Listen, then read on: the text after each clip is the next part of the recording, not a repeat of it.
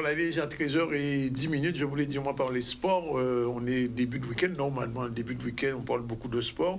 On a avec nous une jeune conseillère, Priscilla Romain. Bonjour.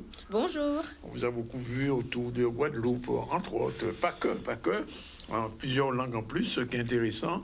Mais on va revenir dans un instant. Pour l'heure, on retourne à l'actualité. L'actualité, c'est le conflit à Canal+, bas levé, effectivement. Les NAO ne sont pas négociés. Et une fois de plus, à Canal+, ça s'est bloqué. Le canal ne répond plus. Olivier Félix est sur place, on regarde son reportage. Je tenais simplement tout d'abord à apporter. Nous commençons NAO mois passé. Avec direction à Canal+. Et encore une fois, envie de dire, encore une année, il a fait GF avec nous.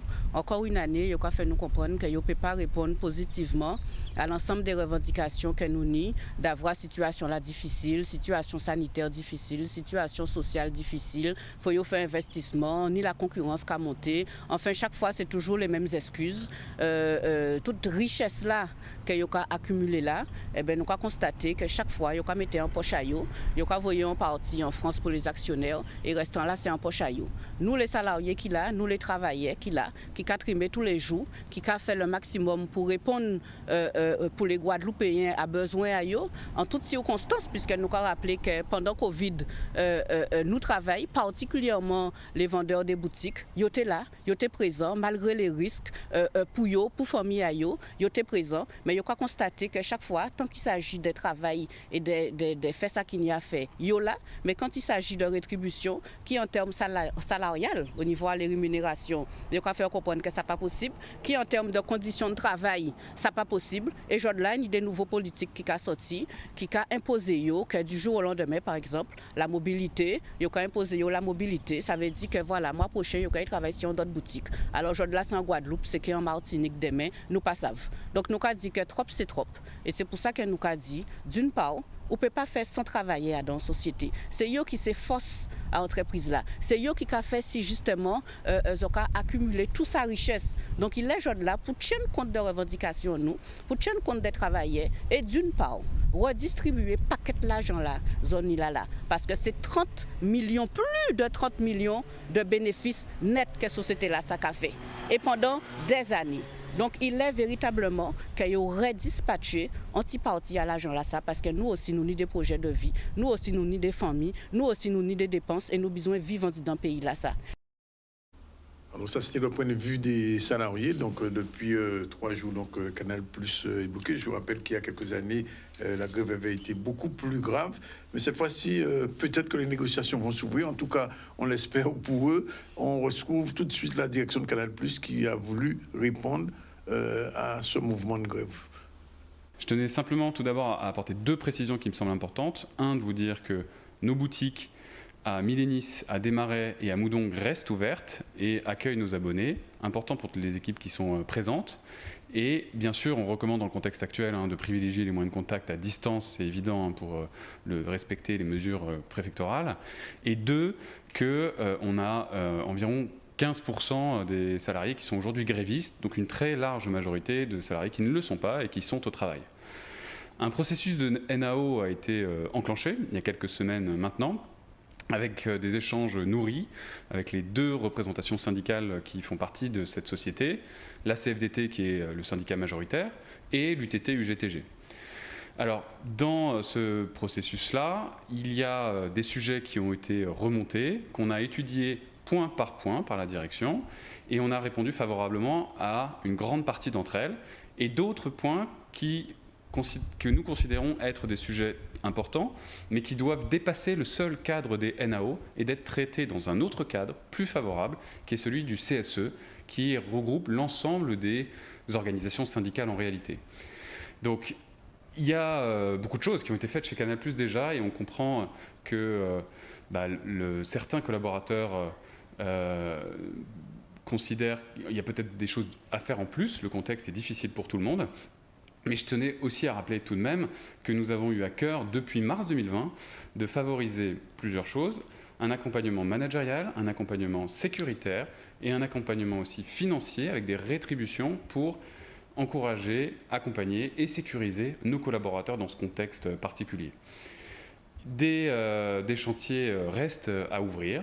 C'est tout l'objet des échanges que j'ai pu avoir qui ont été fructueux avec la délégation de l'UTT-UGTG, avec des conseillers commerciaux qui étaient présents hier et pour laquelle je les ai invités à poursuivre le dialogue dès aujourd'hui, dès cet après-midi, pour échanger plus en profondeur. Voilà ce qu'on peut dire aujourd'hui sur le conflit à Canal+.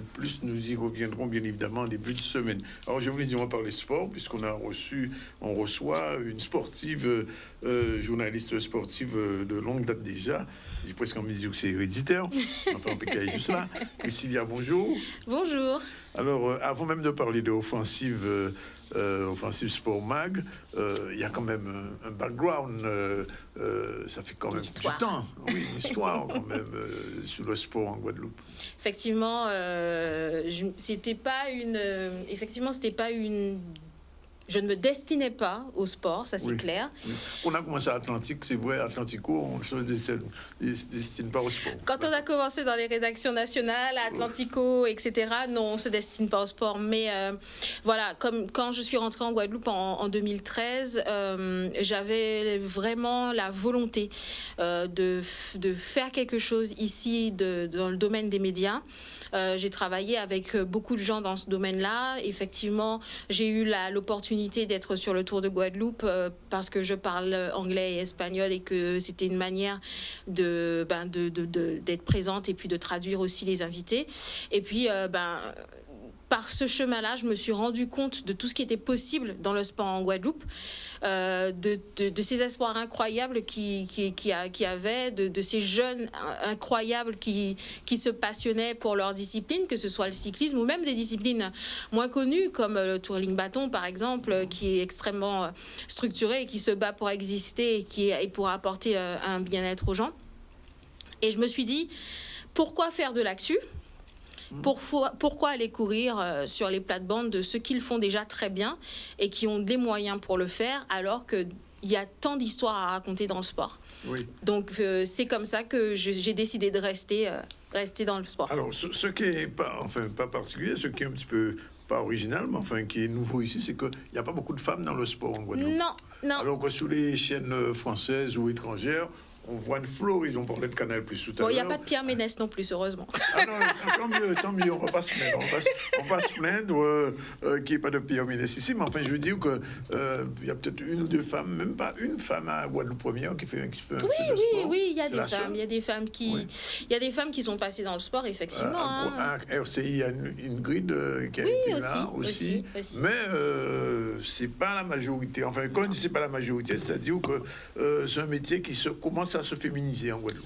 C'est vrai que c'est pas un métier. C'est un métier où les hommes ont pris la place parce que du coup, elle était là, pas spécialement par goût, parce qu'il y a beaucoup d'hommes qui n'aiment pas le sport. On a écarté les femmes aussi, ils disaient quand on était en football, quand on était en cyclisme, etc.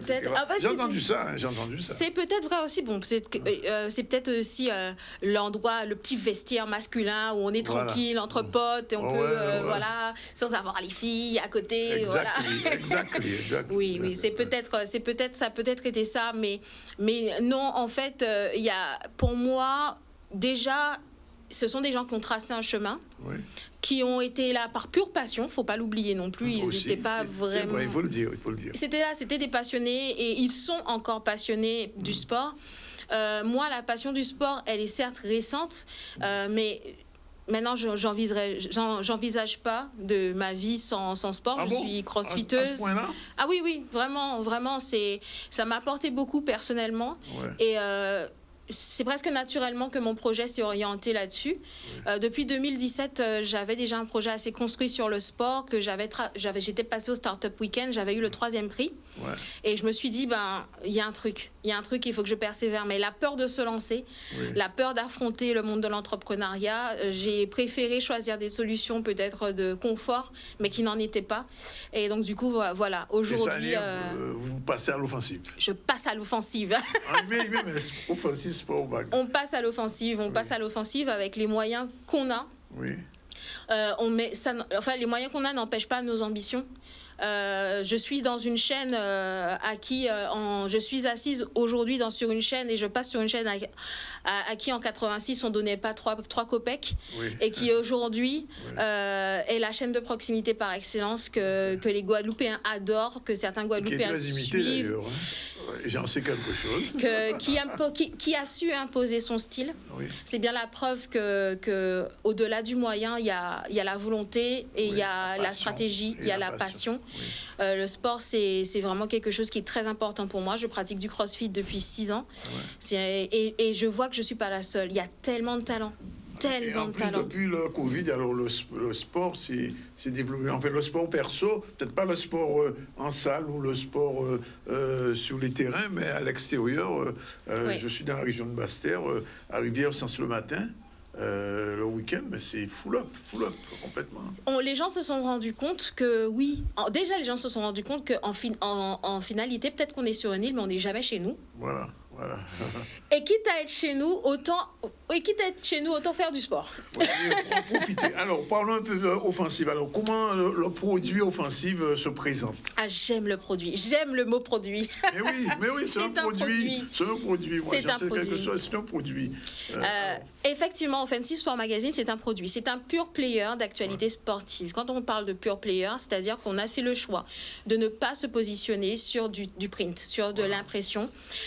C'est en mon sens un modèle économique, surtout en Guadeloupe, qui ne peut pas tenir. Je dis le contraire. Je dis le contraire. CCN, c'est un pure player depuis 11 ans et il tient la route. Non, au contraire, le pure player tient la route, mais le print, l'impression... le print d'aujourd'hui... Non, l'impression, c'est un modèle économique qui est très difficile. On a vu ce qui est arrivé à Fossanti et qui m'a ressuscité, mais...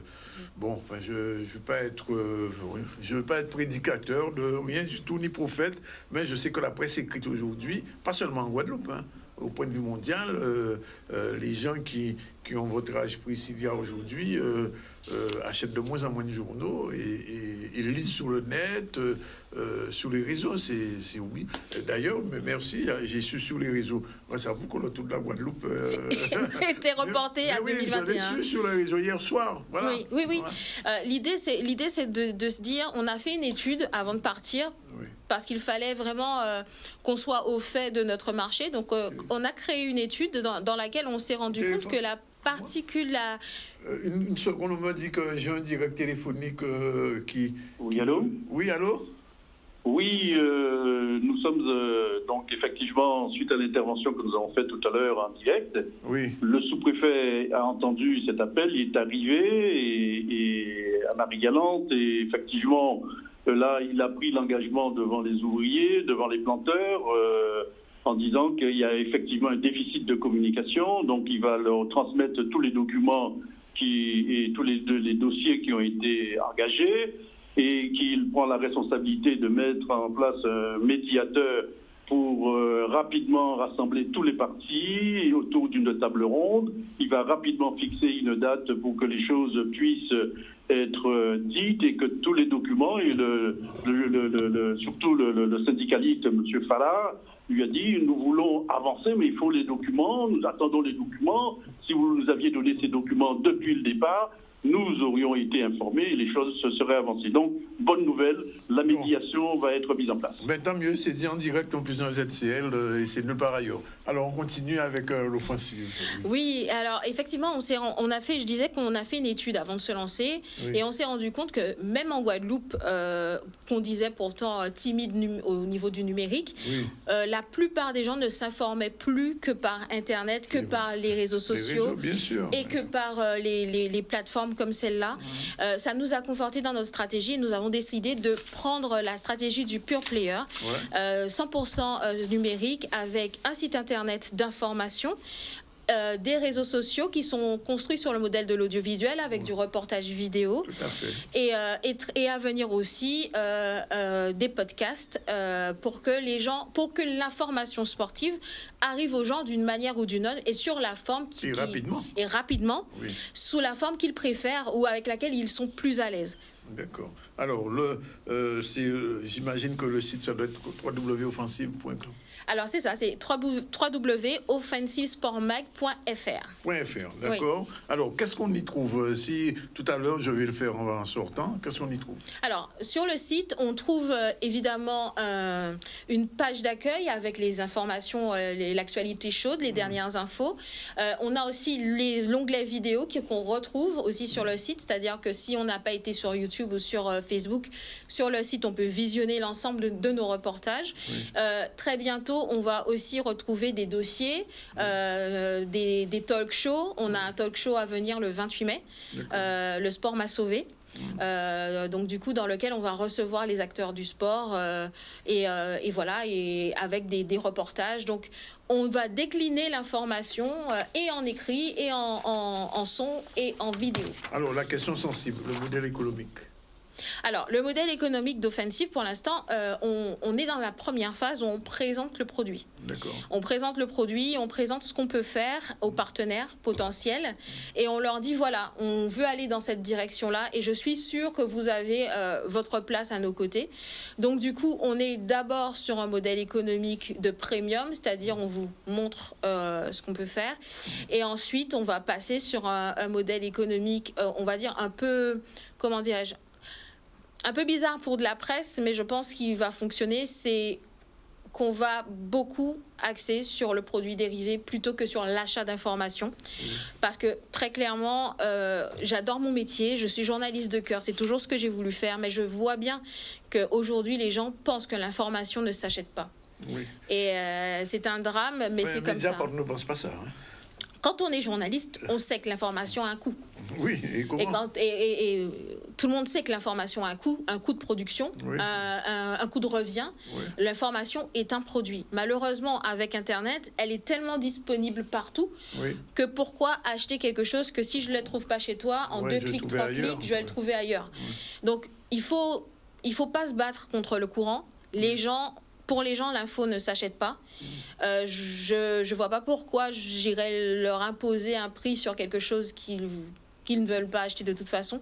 Donc on va s'orienter sur du produit dérivé, sur de l'event. On va trouver un modèle économique qui est différent que de celui de la presse habituelle. Alors, dernière chose, le sport aujourd'hui, il est confiné. Oui. Mais... bien sûr, il y a l'offensive du sport, si je peux parler comme ça.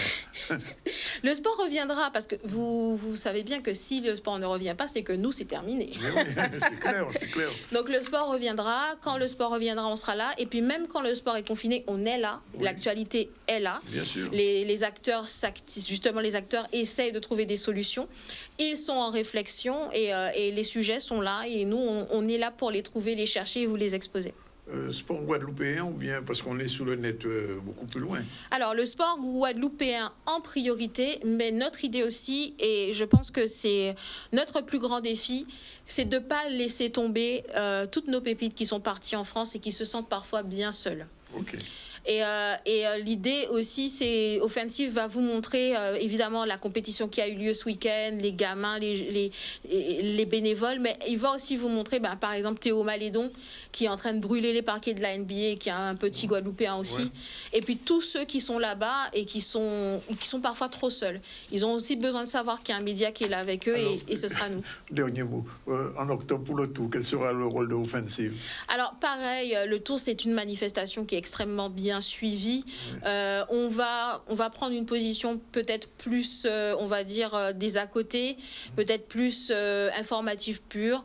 On verra comment on se positionne, mais... Offensive sera là. On sera là, mais pas comme les autres. De toute façon, on ne sera jamais comme les autres. Donc, abonnez-vous à notre page Facebook, abonnez-vous à notre Insta et à notre YouTube. Et puis, suivez-nous parce que vraiment, il n'y a que des belles choses qui arrivent. Je pense aussi, et merci d'être venu nous dire ça. Merci. Et ce ne sera pas la dernière fois. J'espère bien. 13h29, on prend la deuxième pause. On se retrouve tout à l'heure pour la suite du ZCL. La suite, pas encore la fin, puisqu'on a Dominique Vénéry avec sa chronique Afro-Musique sur Tina Turner. Et plus tard, Ismaël Guenet et Jacques Davila pour la chronique de l'eau en toute sauce. À tout de suite. Voilà, retour sur le plateau du ZCL News. Il est 13h35. On accueille avec plaisir le retour, vraiment le retour le déconfinement, le retour de Dominique Vénéré. Bonjour. Bonjour. Il y a longtemps qu'on ne s'était pas vu. C'est vrai. Ici. Ouais. Bon, alors, 2 petits mots. Qu'est-ce que c'est Afro-musique? Afro-musique, c'est un concept qui parle de tous nos afro-musiciens qui se trouvent un petit peu partout dans le monde. Alors, c'est vrai qu'il y en a beaucoup sur les États-Unis, mais on en a sur la Caraïbe, on en a aux Antilles françaises également. Partout, on en il y a a de un peu l'afro, partout il y a de l'afro, on en a en Ouais. Afrique, enfin voilà. Ouais. Donc, c'est vrai que j'ai commencé plutôt avec des artistes connus afro-américains. Parce qu'il fallait quand même inciter les gens à venir voir la chronique. Mais l'idée, c'est quand même d'aller un peu plus loin. Je veux dire, des personnages comme Fela Kuti, c'est quelqu'un qui est prévu au programme. Et puis aussi nos artistes à nous, je pense à Georges Troupé ou plein d'autres, quoi. Voilà, donc faire le tour un petit peu du monde, là où on trouve des il y a une artistes. foultitude, quand même. Il y en a beaucoup. Hein. Bien sûr qu'il y en a beaucoup. Alors, Ouais. je ne sais pas combien de temps. La Je ne chronique sais va pas combien de durer temps la chronique 2 va siècles. durer, donc non, la chronique peut-être, mais pas moi. Oui, enfin, on ne sait Voilà. pas. Oui. Mais l'idée, c'est vraiment ça, quoi, Ouais. de faire ressurgir, vivant ou mort, peu importe, hein, ces artistes qui ont quand même laissé une empreinte dans le monde musical. Bien, on y Voilà. revient dans un instant. On retourne à l'actualité. L'actualité, c'était hier soir en contrôle routier, bien sûr, respect du couvre-feu. Comme d'habitude, les Mamblots, les flics étaient à Montebello. Il fallait montrer, pas patte blanche, mais son document voilà. expliquant pourquoi à cette heure-là, vous êtes dehors. Son document officiel. Et donc, c'était devant Olivier Moradel qui était sur place. On regarde. Madame, présentez l'attestation ainsi que les identités.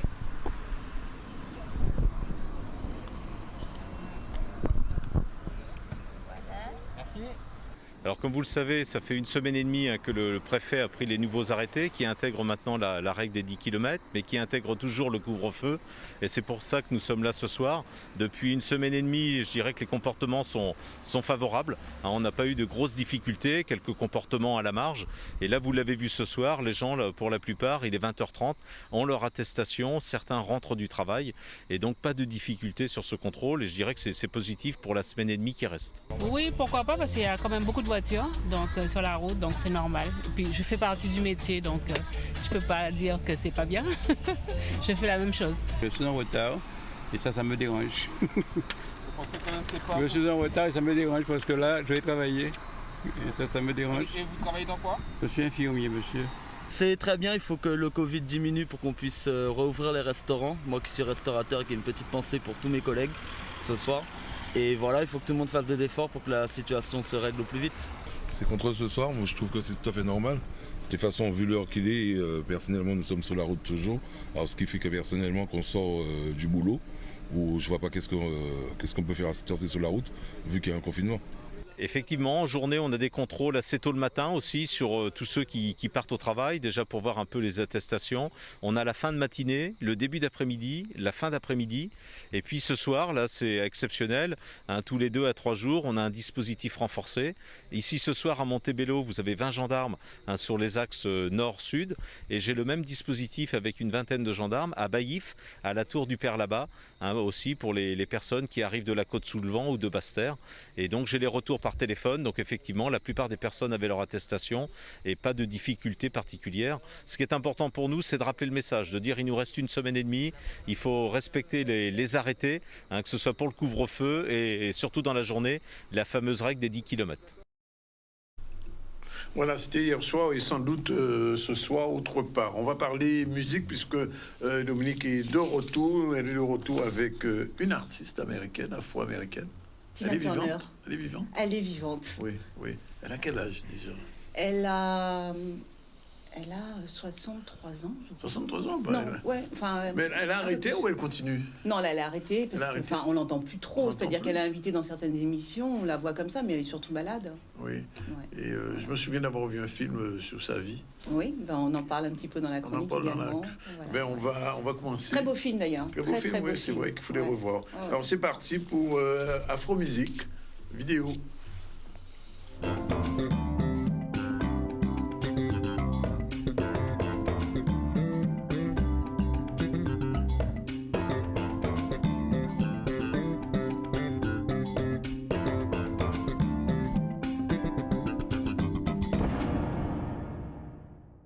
Aujourd'hui, nous allons parler de la grande Tina Turner. Tina Turner est née le 26 novembre 1939 dans le Tennessee, de son vrai nom Anna Bullock. C'est en 1957 qu'elle rencontre Ike Turner, membre du groupe King of the Rhythm, et en 1960, elle intègre le groupe avec la chanson Fall in Love. La chanson Fall in Love fera un tabac et sera classée en 2e place au top 30 des États-Unis.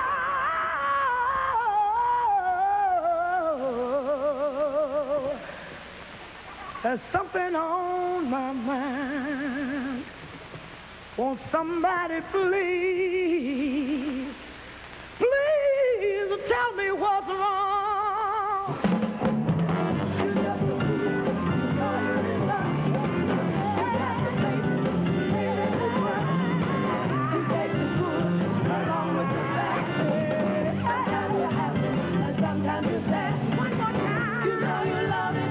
You can't tell me about it now. Why he treat you like he do when he's such a good man? Listen, he got this smiling, I should be ashamed. Got me laughing when my heart is in pain. Oh, now I must be a fool. 'Cause I'll do anything you want me to do. Now tell me how come. Ike a une véritable emprise sur Anna. Il change son prénom en Tina et son nom en Turner. La musique émancipe Tina, que ce soit en tant que chanteuse ou danseuse. Elle électrise son public avec les Ikeettes. La carrière du couple est au top. Ils se marient en 1962 à Tijuana, au Mexique. Ils auront un fils qui se prénomme Ronald. En 1971, ils reprennent un titre de John Lennon et Paul McCartney, Come Together.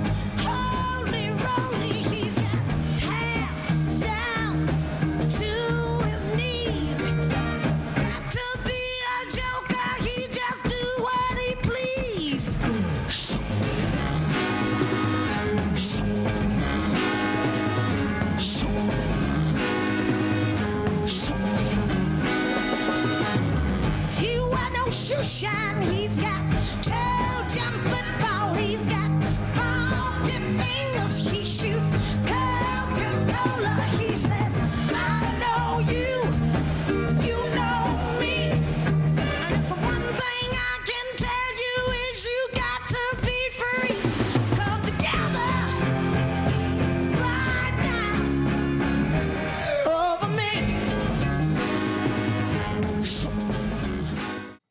Pendant ce temps, Ike, lui, devient réellement accro à la cocaïne et ses problèmes de drogue commencent à se faire ressentir sur la profession. Le nombre de contrats commence à décliner et nous sommes au milieu des années 70. Plusieurs de ses concerts sont annulés et les ventes de disques décroissent. Cette atmosphère engendrera beaucoup de disputes dans le couple et Tina subira des violences physiques répétées durant son mariage. Ayant déjà rejoint la communauté bouddhiste, elle avouera plus tard que sa foi lui a permis de trouver la force de quitter son époux. Le 4 juillet 1976, Tina Turner quitte Ike après une dernière dispute à Dallas. Elle n'a que 36 cents en poche et une carte de station-service.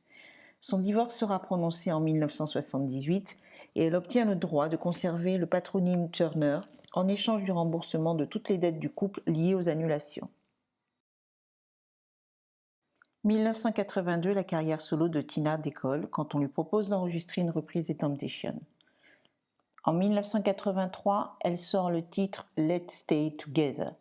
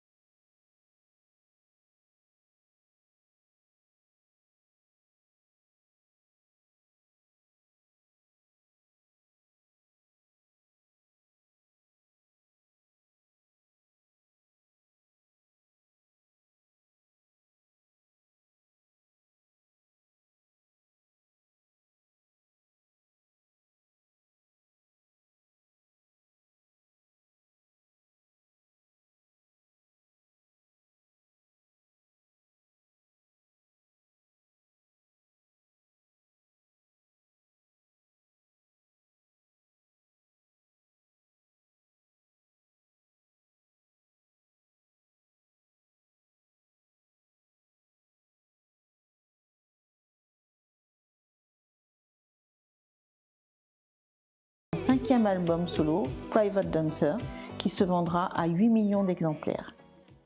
Le titre What's Love Got to Do With It deviendra numéro 1 du hit parade international. Elle remportera plusieurs Grammy Awards, dont celui du meilleur album de l'année et de la meilleure chanteuse. Tina fera un bref passage au cinéma aux côtés de Mel Gibson dans Mad Max numéro 3, Au-delà du dôme du tonnerre. La bande originale de ce film deviendra un tube avec We Don't Need Another Hero.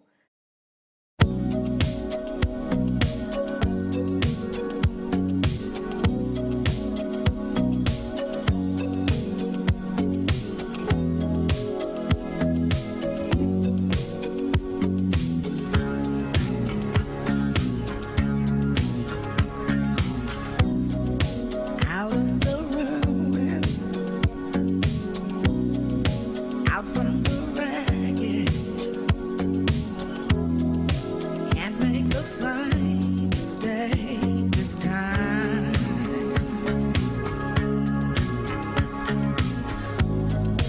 We are the children of the last generation. We are the ones they left behind.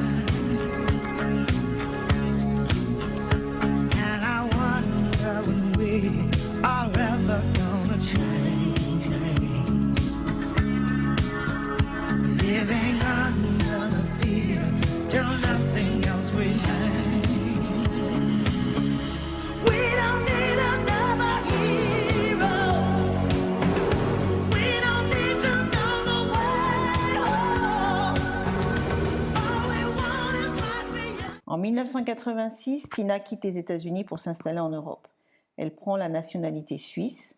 Elle s'installe avec Erwin Bach à Zurich. Ils se marieront en 2013. C'est la sortie de l'album Live in Europe. En 1993 sortira le film What's Love Got to Do With It, qui n'est autre que l'adaptation cinématographique de la biographie de Tina. Les rôles principaux seront tenus par Angela Bassett et Lawrence Fishburne. En 1996, Philippe Douste-Blazy lui décerne la médaille des Chevaliers des Arts et des Lettres.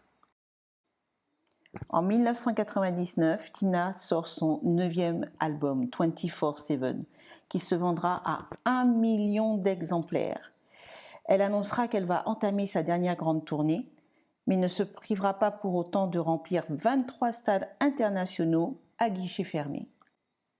Début 2000, Tina décide de vivre loin des scènes. Elle sera honorée en 2005 comme l'une des 25 légendes noires américaines. En 2008, on la retrouve aux côtés de Beyoncé sur scène pour les 50 ans des Grammy Awards. La même année, elle annonce sur le plateau d'Oprah Winfrey qu'elle repart en tournée. Malheureusement, en 2016, on lui diagnostique un cancer de l'intestin.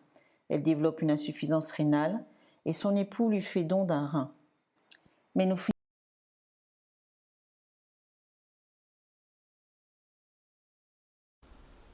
Voilà, c'est fini, c'était très bon, très Alors, beau. je vais juste quand même faire une petite rectification, parce Oui. que c'est vrai que Tina Turner nous paraît tout le temps très jeune, en fait. Oui, on m'a rectifié déjà Voilà, aussi. c'est pas, elle aura 82 ans cette année. 82 Et oui, ans, parce qu'elle est née en on l'a dit. 39. Les téléspectateurs n'étaient pas leur fils.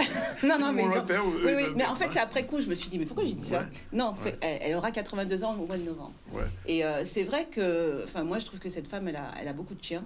Ouais. J'ai toujours trouvé, étant gamine, elle les a d'ailleurs gardés très longtemps. Elle avait de très très belles jambes. Oui, c'est vrai. Et Elle c'est les vrai quand montrait, on la elle les voit. montrait. Ah ouais, non, franchement. Bon. Voilà. Prochaine chronique dans quelque temps. Oui, on dans un. dévoile pas, on dévoile pas. Dans un mois. On laisse le suspense à nous manquer. En tout cas, c'est très bien, merci. 13h52, dernière chronique du ZCL aujourd'hui. De l'eau en toute sauce, c'est parti, on y va. Donc bonjour tout le monde, hein. Je dis là, nous allons parler des zones de facturation, de facture de l'eau.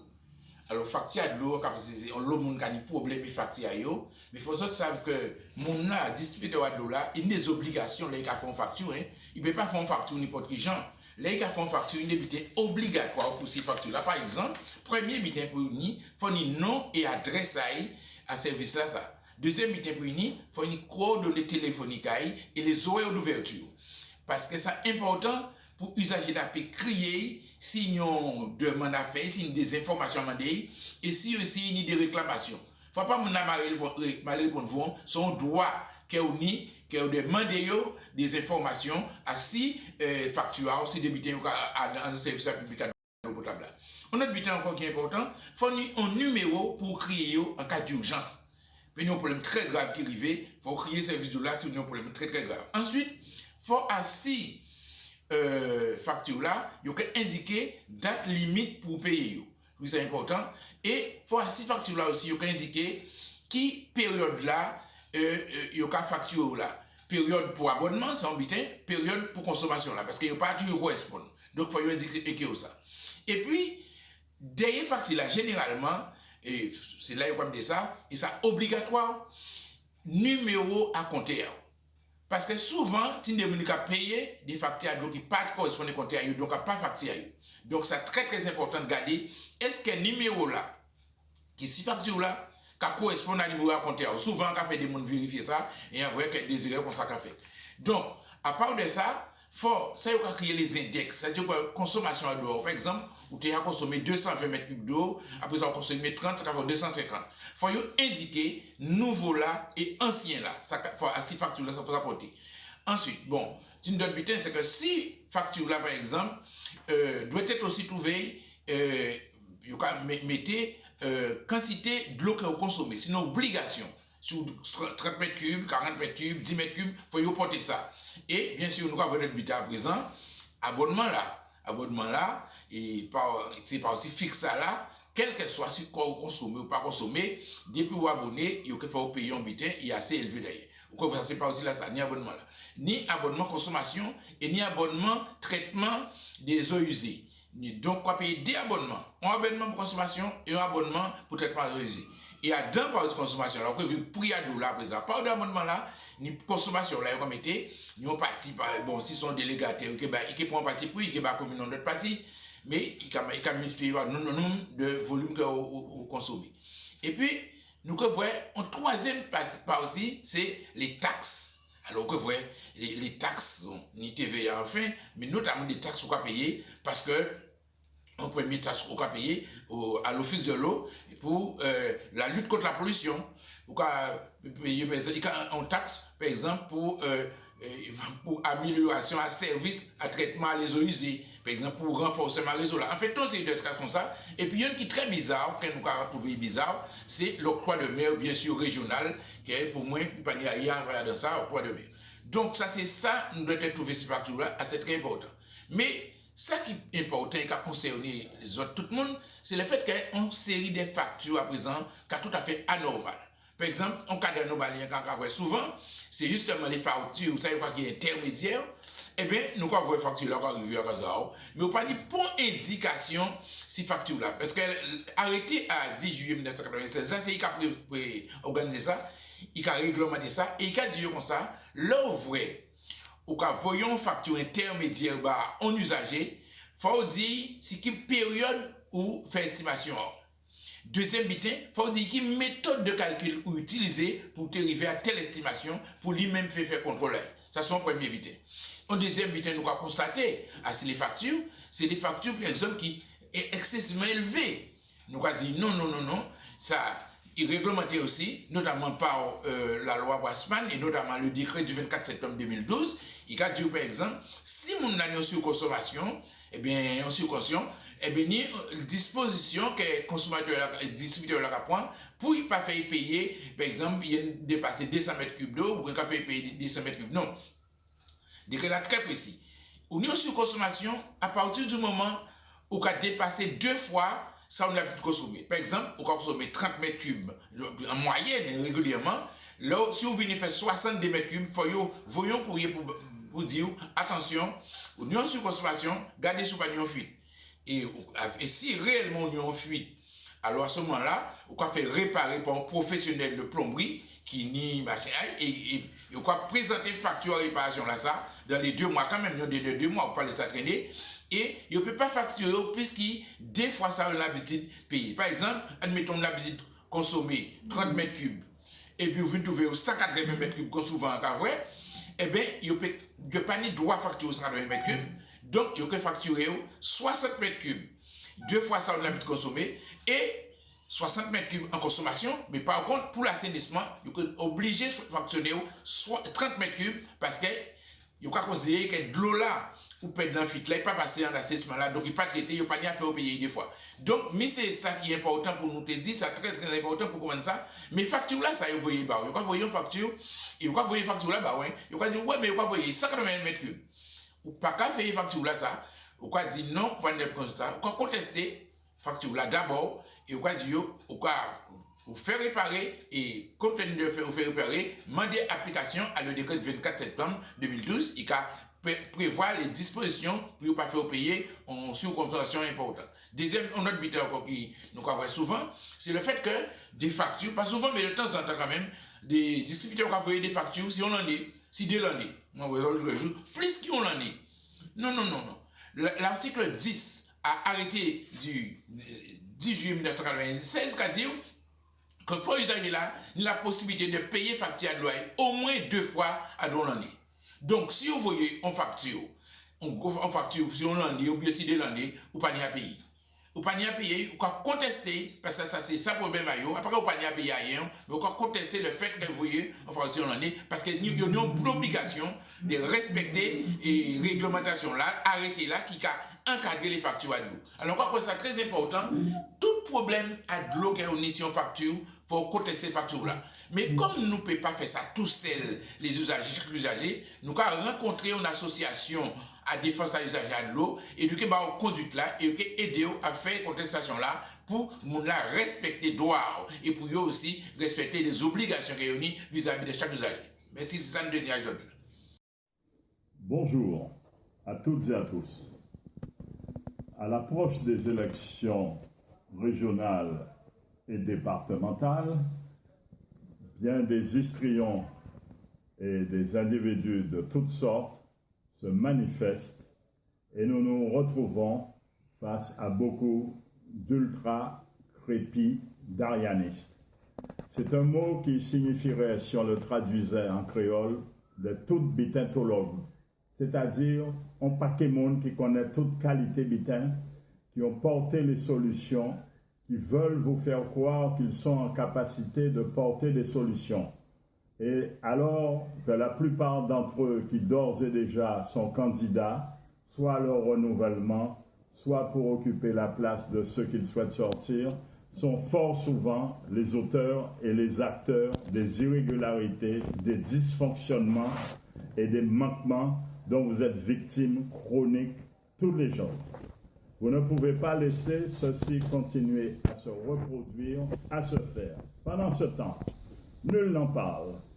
Les préfigurations sont en train de mettre en place des commissions composées par eux-mêmes, des mêmes qui sont membres de la CTAP, membres des régies composées pour la plupart de personnels anciens de la Générale des Eaux dont vous avez eu à vous plaindre, car on subit les conséquences des méfaits, des malheurs qui n'ont pas été résolus et certainement pas sanctionnés jusqu'à ce jour, ni administrativement, ni pécuniairement et encore moins judiciairement, en dehors d'une ou deux affaires, le SIAG est une personnalité politique dont les cours d'appel auront encore à se prononcer.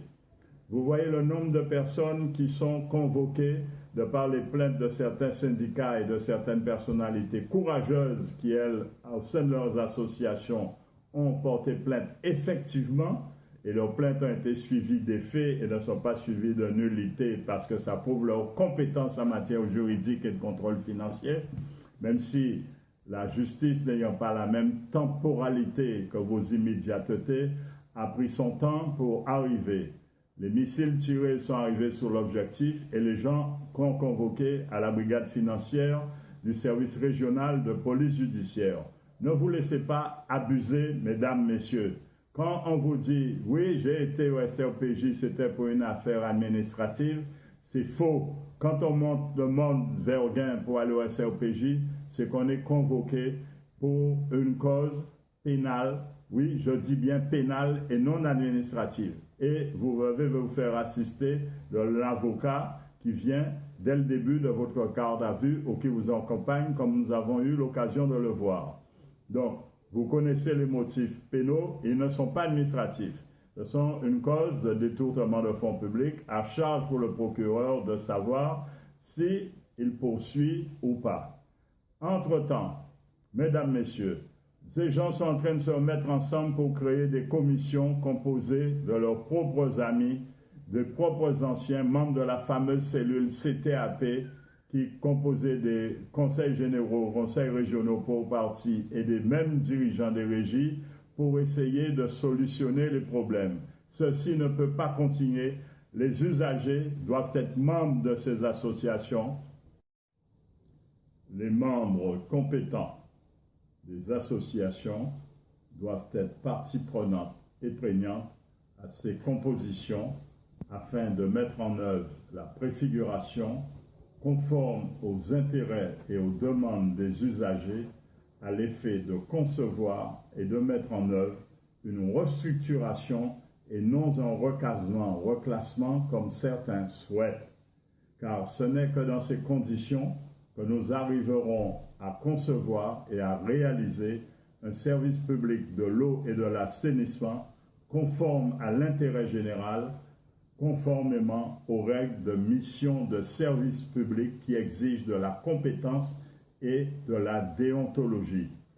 Je me borderai à vous rappeler, mes chers concitoyens, la vision de George Orwell, le visionnaire du XXIe siècle, qui disait « Quand une population aspire à être un peuple, à construire un État et pour certains à devenir une nation, elle n'a pas obligation de reconduire les prébendiers, les receleurs, les incompétents et les médiocres à la direction de leur population. Si elles font cela, elles sont complices et non électeurs. » Voilà, bien, c'est terminé pour aujourd'hui. Nous sommes déjà en début de week-end. Je vous rappelle qu'on a reçu en début d'émission le docteur Marina Blum avec le psychologue Stéphane Hélène, et il nous donnait rendez-vous pour ce webinaire qui aura lieu donc ce mardi à partir de 14h. Je vais vous rappeler, comme prévu, les numéros de téléphone. Alors, donc, c'est un webinaire intercaribéen avec des gens de toute la Caraïbe sur la thématique de l'adolescence aujourd'hui. Alors, il faut s'inscrire. Alors, si vous êtes intéressé, emado.gt@epsm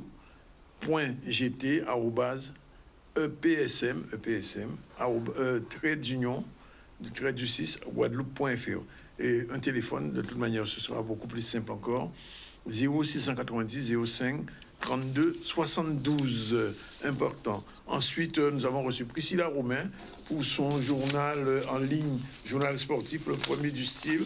Ça va s'appeler l'Offensive Sport Mag. C'est un pure player intéressant. C'est une belle initiative de cette jeune journaliste.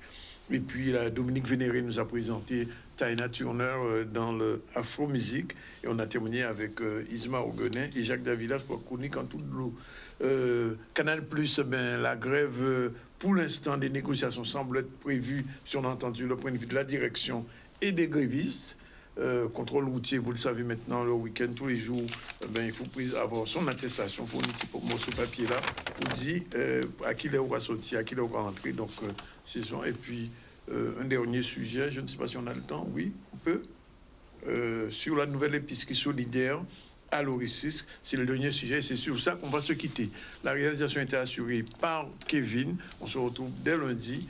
Lundi, on aura d'ailleurs un débat sur les radios libres, puisque les radios libres associatives font leur job aussi, et elles ne sont pas suffisamment connues. Nous allons donc organiser un débat avec Rudy de RHT, Jean-Philippe de Soufaya et Loïc de Saphir FM. Peut-être probablement un quatrième journaliste, responsable de radio, seront là avec eux. On va discuter du rôle de ces radios dans la pandémie, dans la situation actuelle de la Guadeloupe. Voilà, c'est fini pour aujourd'hui. Bye bye, à lundi prochain.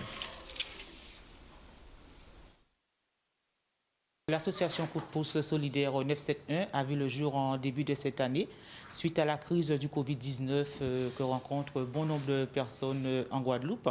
Donc notre objectif, c'est de permettre à tout un chacun quelles que soient les origines sociales, de pouvoir recevoir un don, soit en numéraire, soit en nature, ou soit en alimentaire, pour permettre de pallier les difficultés que nous rencontrons suite au Covid.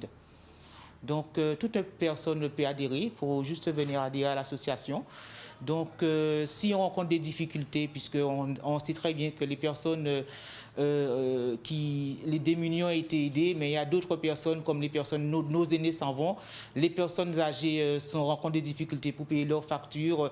Donc, ils viennent à l'association, ils font un appel de dons à d'autres membres, puisque nous sommes plus de 500 qui donnent pour permettre aux gens de pouvoir payer leurs factures, rencontrer leurs difficultés, récupérer des vêtements, des chaussures, donc pour pouvoir les aider. J'ai choisi le coup de pouce solidaire parce qu'il y a un moment donné, voilà, j'ai fait un appel aux dons de la mesure que j'étais craintif au début. C'était franchement, comme j'entendais pas mal d'infos, mais avec une bonne confiance de la responsable, Madame Treff, j'ai su mettre tout en avant et j'ai fait confiance. Et là aujourd'hui, avec un appel aux dons, j'ai reçu ce coup de pouce solidaire. Nous les mettons à un petit prix vraiment solidaire et il y en a que nous donnons pour permettre à ce que les gens puissent pouvoir gagner du pouvoir d'achat déjà et leur permettre de s'en sortir. J'ai eu une énorme confiance une fois que j'ai reçu ce coup de pouce, parce que je reviens quand même de beaucoup de difficultés en amont dans un quartier assez difficile.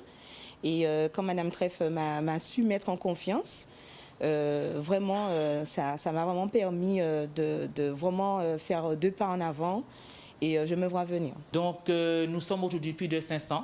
J'appelle quand même à toute la population guadeloupéenne, puisqu'on dit souvent que les Guadeloupéens ne savent pas se mettre ensemble. Aujourd'hui, nous sommes 500 à pouvoir nous mettre ensemble pour permettre à ce que nous puissions nous entraider par des dons. Donc, quelqu'un qui a des difficultés, comme ce matin, une dame a reçu un don de l'association parce que nous, les Guadeloupéens, on a su nous mettre ensemble pour pouvoir nous entraider.